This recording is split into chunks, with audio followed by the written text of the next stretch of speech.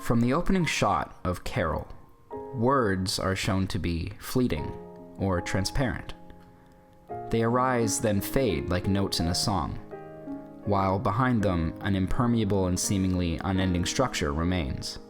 This is part of a paradigm drawn by director Todd Haynes between the visual language of the film and the spoken or written words found within it. Right now I'm charting the correlation between what the characters say and how they really feel.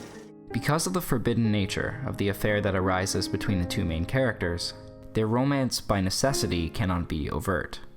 Its very existence is unspeakable, as Carol's indiscretions are always referred to in coded language. Abby Gerhard? Also, they're suggesting similar associations with, well, they're alleging evidence of a pattern of behavior. Words, as the film plainly shows us, can be illusory, even deceptive. Mr. Tucker sells notions. I see. I don't know what notions are exactly, but they do instruct us to use the word. It says it appeals to women. But society as it exists in the time and world of this story is built and arranged based on specific forms of language.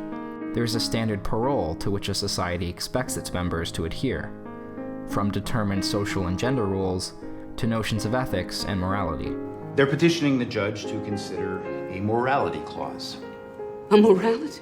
Thus, unlike the various men in their lives who espouse their hopes and desires without restraint, Come to France with me. Let's get married. the love shared by Carol and Therese has to be conveyed through facial expression, subtle environmental cues, and the visual language of cinematic storytelling.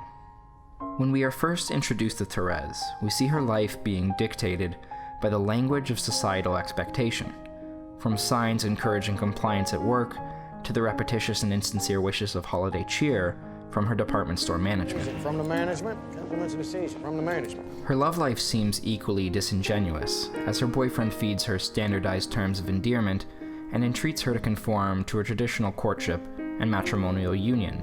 Her detachment from this social norm is not as much told to the audience through dialogue, but rather shown to us through the use of visual metaphors.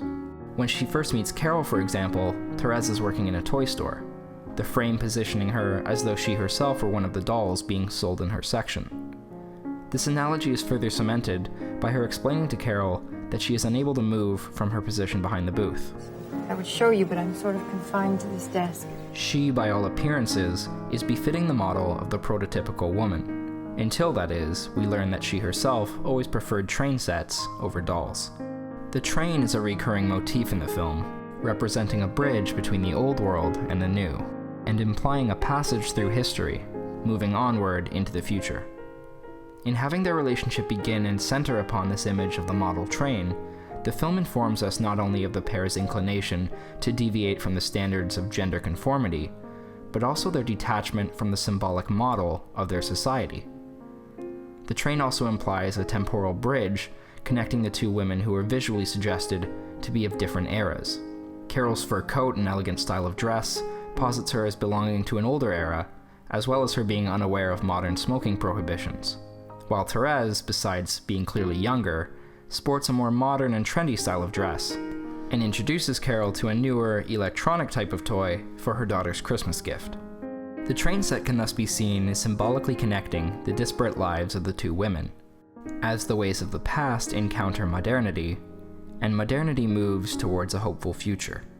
The romance between Carol and Therese is also explored visually through the use of color, as their initial meeting and subsequent encounters associate their union with the appropriately festive colors of red and green. Initially, it is Therese who wears the more grounded and tranquil green, befitting her serene and docile persona, while Carol, at first playing the role of the beguiling temptress, is often clad in the more passionate color red. As their relationship grows, however, we see these colors interchanged and shared between them, as they grow to know one another more intimately and develop a profound connection. However, as constant as the appearance of these colors is the pervasive presence of the color brown, representing the judgmental influence of societal order and the authoritative, mostly male figures who impose it. Even initially, when we first see Carol, it is in a brown fur coat, establishing her as firmly placed within this dominant culture. As the film goes on, we see her shed this garment for more vibrant shades of yellow, green, and red.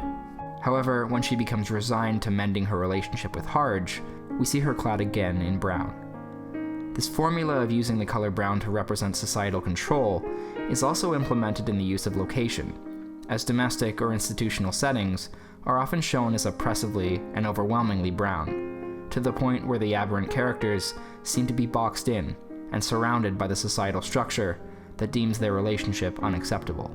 The heights of their clandestine romance are repeatedly interrupted and broken apart by men wearing brown clothing, and the guise of social conformity is often presented in shades of brown or beige. The bond that Carol and Therese share is shown to us in a way that transcends spoken or written language, as their intimacy is revealed through the film's framing and composition, as well as the frequent use of windows and reflections which come between them at times of adversity. These translucent barriers almost always reflect images of social settings, such as streets, buildings, and passing cars, to emphasize the causal link between the destitution of the characters and the cultural ideals of the society in which they live. Yet while their true feelings cannot be vocalized, they are still effectively experienced through the film's use of images. The photographs Therese takes of Carol seeming to take on a sense of captivating authenticity, as if, in acquiring her image, Therese has captured the very essence of the woman she loves. When they are unfairly torn apart, Therese seemingly relinquishes her love for photography, working at a newspaper office but typing words rather than taking pictures. Her conformity to the engendered role prescribed to her by society, coinciding with the abandonment of her passion, to which Carol gave life. Her photographs seem to say more than the demure and somewhat inarticulate Therese ever could about how she feels for Carol, to whom she never actually says, "I love you." Even when Carol herself speaks this phrase, the supposed culmination of any classic love story, the words ring hollow, especially when their utterance is interrupted by another brown-clad man recognizing Therese. When Therese ultimately returns to find Carol, the words do not need to be spoken. As it began with a glance across a room, the story comes full circle. The social model that confined them seems to melt away, and the noise and uncertainty of an untethered world comes to a screeching halt. The two become frozen in a perfect moment, wherein the image of the other speaks more than their words ever could. It is in this stillness and simplicity that love is seen, simply, in a look.